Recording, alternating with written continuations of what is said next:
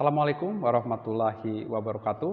Anak-anakku, mahasiswa yang Anda lakukan hari ini masih bersama Pak Herdi Wismanjaya pada mata kuliah Hukum Kriminologi dan Kenakalan Remaja pada pertemuan kedua. Rekan-rekan mahasiswa, pada pertemuan kedua kita akan membahas tentang faktor yang memicu perkembangan kriminologi dalam mata kuliah Kriminologi dan Kenakalan Remaja. Anak-anakku, pada pertemuan kedua ini, kenapa ada faktor perkembangan kriminologi, kemudian bagaimana perkembangan kriminologi itu dapat dikatakan dalam sebuah faktor pada mata kuliah ini, dan sebagainya. Nah, rekan-rekan, kriminologi termasuk mata kuliah atau cabang ilmu baru. Mengapa dikatakan baru? Ya, tidak semua ilmu pengetahuan itu mengutamakan adanya cabang ilmu kriminologi. Dan kriminologi dalam cabang-cabang ilmu pidana dan juga muncul sebagai adanya masyarakat. Nah, kriminologi dan hukum pidana ya tidak bisa dipisahkan dalam hal ini. Maka di mata kuliah yang berbeda, rekan-rekan mahasiswa juga membahas mengenai apakah hubungan kriminologi itu terhadap mata kuliah yang berhubungan dengan kriminologi. Misal, mata kuliah sosiologi, antropologi, psikologi, dan sebagainya.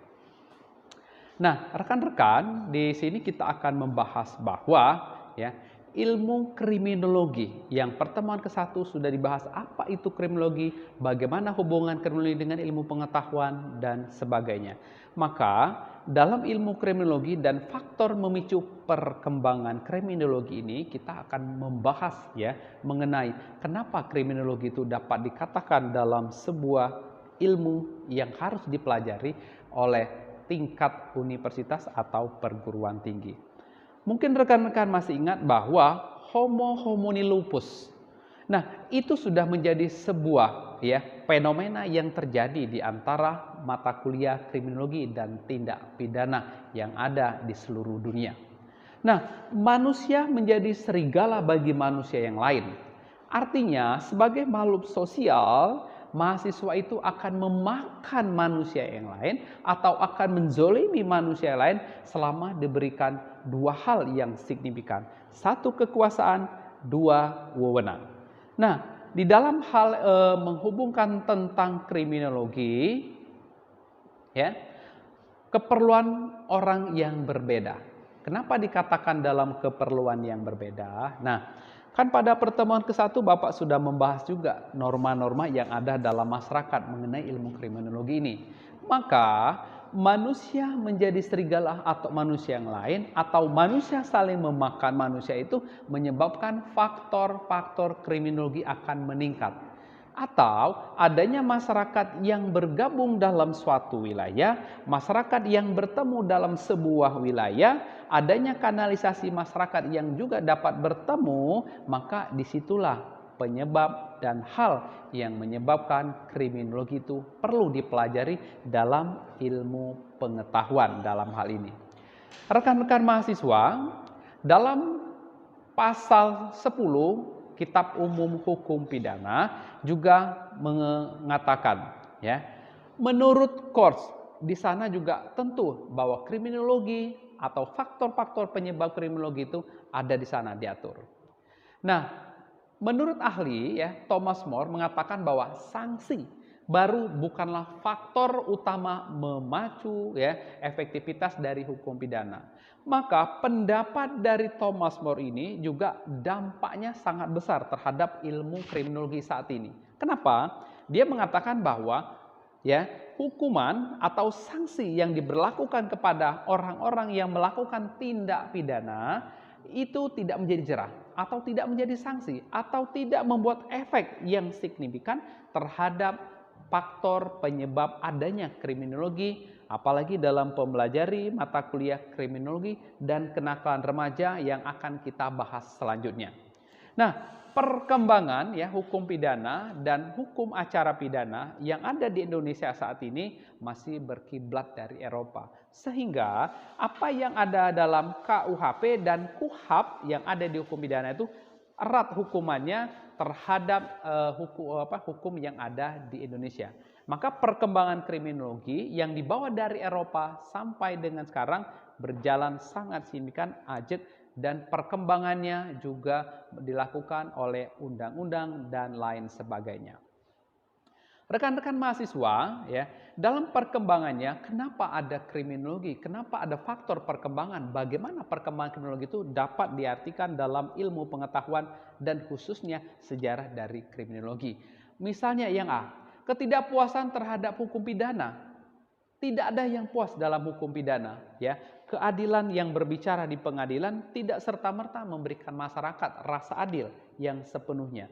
Kalau yang satu dihukum bersalah, yang satu tidak bersalah, maka adil itu tipis.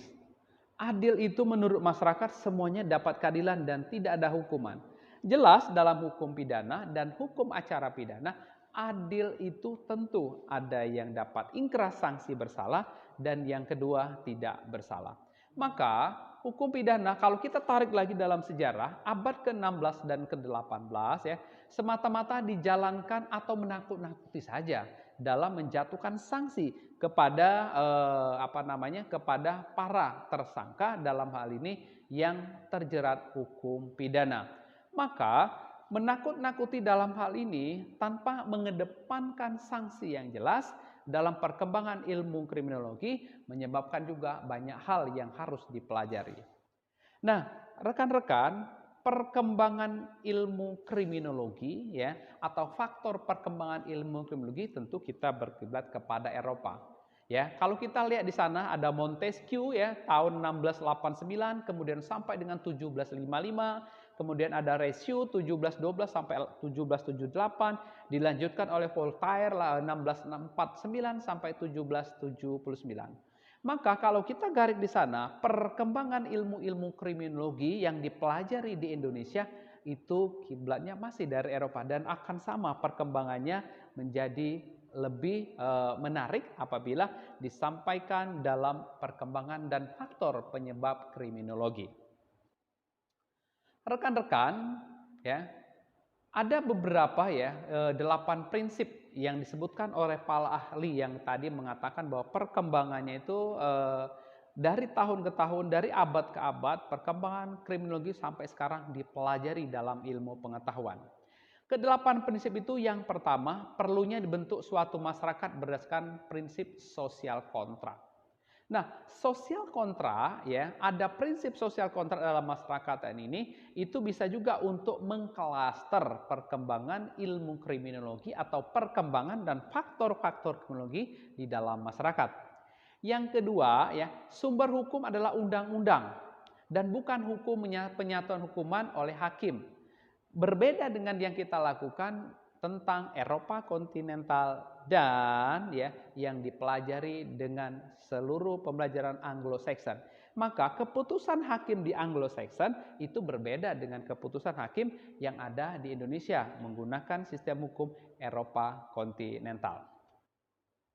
Selanjutnya yang ketiga, tugas hukum hanyalah menentukan kesalahan seseorang. Nah, di sini dikatakan bahwa tugas hukum hanya menentukan kesalahan, bukan mempermainkan atau menjadikan proses hukum itu dalam suatu proses atau tindakan hukum yang dapat diubah-ubah. Yang keempat, menghukum adalah merupakan hak negara.